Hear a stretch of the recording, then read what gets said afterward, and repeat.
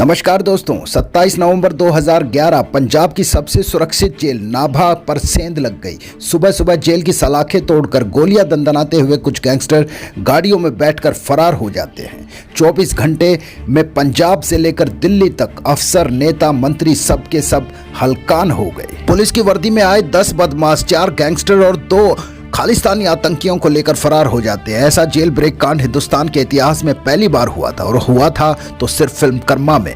पंजाब की सबसे मजबूत और महफूज जेल को तोड़कर भागने वाला गैंगस्टर जानते हैं कौन था?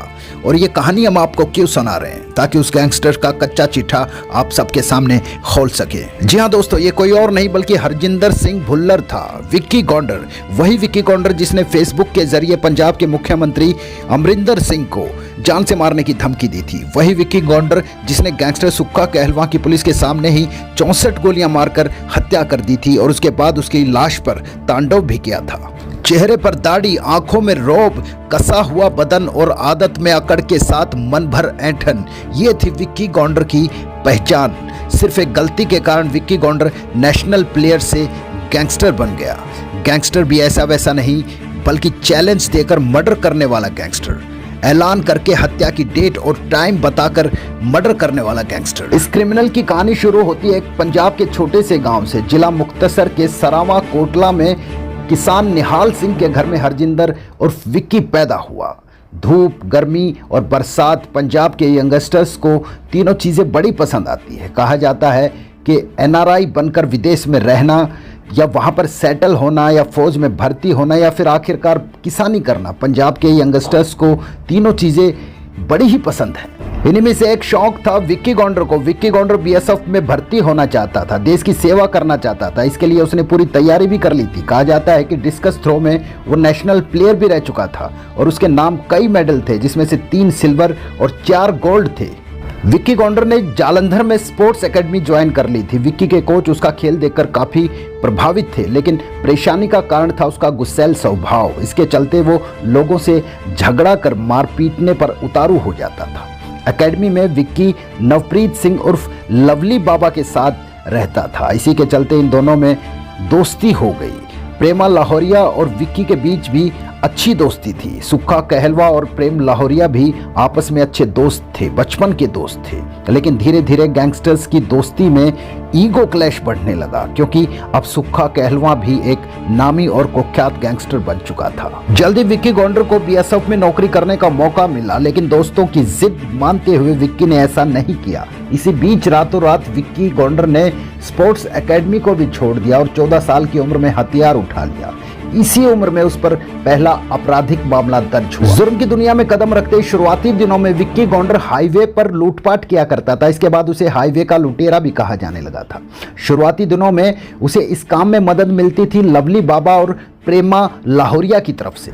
सुक्खा कहलवा और विक्की गौंडर के रास्ते जब अलग हो गए, जब सुक्खा कहलवा ने 2010 में जिम के अंदर ही लवली बाबा को ठोक डाला। 16 सितंबर 2010 गौंडर और उसके गैंग ने बहादुर नगर में नवजोत सिंह सरजू से कार छीनने की कोशिश की और गोली मारकर उसकी हत्या कर दी। यहीं से विक्की गौंडर अपराध की दुनिया से कभी वापस नहीं लौट पाया। 21 जनवरी 2015 इस तारीख के बाद विक्की पंजाब में अपराध की दुनिया का किंग बनकर उभरा। उसने जिस तरह सड़क के बीचों बीच गोलियों की बौछार करके सुक्खा कहलवा का खेल खलास किया, जिस तरह से उसने अपने दोस्त लवली बाबा की हत्या का बदला लिया, उसने दूसरे गैंग्स के सीने में खौफ पैदा कर खलबली मचा दी। 4 दिसंबर 2015 को तरन तारण की पुलिस ने विक्की गौंडर को सुक्खा कहलवा मर्डर केस में गिरफ्तार कर लिया। गिरफ्तारी के बाद उसे पंजाब की रोपड़ जेल में रखा गया, लेकिन जेल में कैदियों से मारपीट की वारदातों ने पुलिस की चिंता को बढ़ा दिया। फिर उसे फौरन पंजाब की नाभा जेल में शिफ्ट कर दिया गया।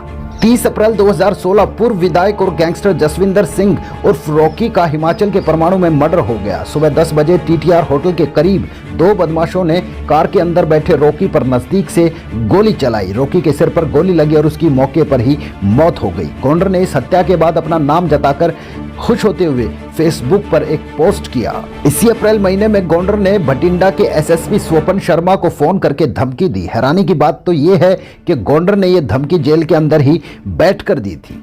विक्की गोंडर सुक्खा कहलवां की तरह ही 5 फुट 9 इंच का एक शार्प शूटर था। कहा जाता है कि विक्की गोंडर जब किसी की हत्या करता था तो हत्या के बाद मौकाए वारदात पर भंगड़ा करता था और बाकायदा वीडियो शूट भी करता था। साल 2015 से 2016 के बीच वो पंजाब की जेल में बंद रहा और जेल के अंदर से ही अपने जुर्म का सिक्का चलाता रहा। कहा तो यह भी जाता है कि जेल के अंदर बैठे बैठे उसने मर्डर और रंगदारी के कई मामले निपटा डाले थे। 27 नवंबर 2016 जेल में करीब 1 साल रहने के बाद विक्की गोंडर पंजाब की नाभा जेल से फरार हो गया। विक्की के साथ 2 गैंगस्टर समेत 2 आतंकवादी भी भागे। सब एक एक करके पकड़े गए, लेकिन विक्की गोंडर इसके बाद भी पुलिस की गिरफ्त में नहीं आ पाया। वो अगले 13 महीने तक पुलिस के लिए बड़ा सिरदर्द बना रहा, लेकिन 6 बार पुलिस और गोंडर के बीच बड़ा इनकाउंटर होते होते बचा। 8 मई 2017 पंचकुला के सकेतड़ी गांव में बाउंसर अमित शर्मा उर्फ मीत की बड़ी बेरहमी से हत्या कर दी जाती। कहा जाता है कि विक्की ने ही मीत की सुपारी ली थी और एक इशारा पाते ही अमित के सीने में 6 गोलियां दाग दी। लेकिन इस बार विक्की गोंडर ने फेसबुक पर लिखा कि उसने ये मर्डर नहीं किया है, पुलिस उसे फंसा रही है।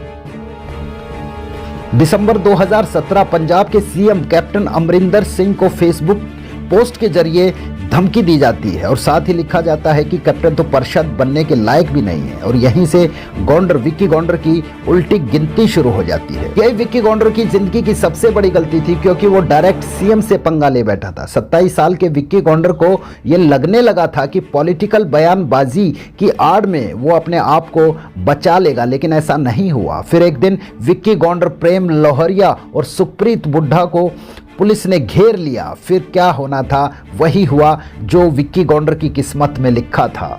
26 जनवरी 2018 राजस्थान के श्री गंगानगर जिले का पक्का टीवी गांव गोलियों की गड़गड़ाहट से गूंज उठा। पुलिस को मुखबिर से पक्की खबर मिली थी कि गोंडर और उसके साथी 3 दिन से पंजाब और राजस्थान के बॉर्डर के पास खेतों में बने एक घर में छिपे हुए हैं। खबर यह भी सामने आई थी कि कुछ ही दिनों में गोंडर और उसके साथी पाकिस्तान जाकर आईएसआई के साथ हाथ मिलाना चाहते, लेकिन उनके मंसूबों पर पानी फिर गया। यह भी कहा जाता है कि सुप्रीत गुड्डा ने ही पुलिस को मुखबरी की थी। सुक्खा कहलवां और सुप्रीत गुड्डा आपस में अच्छे दोस्त हुआ करते थे, लेकिन जैसे ही सुक्खा का मर्डर हुआ तो सुप्रीत विक्की गोंडर गैंग में शामिल हो गया। दरअसल वो विक्की गोंडर से सुक्खा कहलवां की मौत का बदला लेना चाहता था, लेकिन जब उसे ऐसा कोई रास्ता नहीं मिला, उसे ऐसा कोई मौका नहीं मिला, तो उसने पुलिस को मुखबरी कर दी। गांव में घंटों मुखबरी चली, जिसमें विक्की गोंडर और उसका साथी प्रेम लाहौरिया भी मारा गया था। गोली सुप्रीत गुड्डा को भी लगी, लेकिन अस्पताल जाते हुए उसने रास्ते में ही दम तोड़ दिया। दोस्तों, इसलिए कहा जाता है कि अपराध की काली दुनिया जान की बलि के अलावा कोई समझौता नहीं करती। इस दुनिया में, अपराध की दुनिया में आना जरूर आसान है, लेकिन यहां से निकलना बहुत मुश्किल है। दोस्तों, आपका इस बारे में क्या कहना, प्लीज कमेंट सेक्शन में जाकर बताएं और ऐसी नई अपडेट्स के लिए हमारे चैनल को सब्सक्राइब करना ना भूलें। थैंक यू दोस्तों। जय हिंद, जय भारत।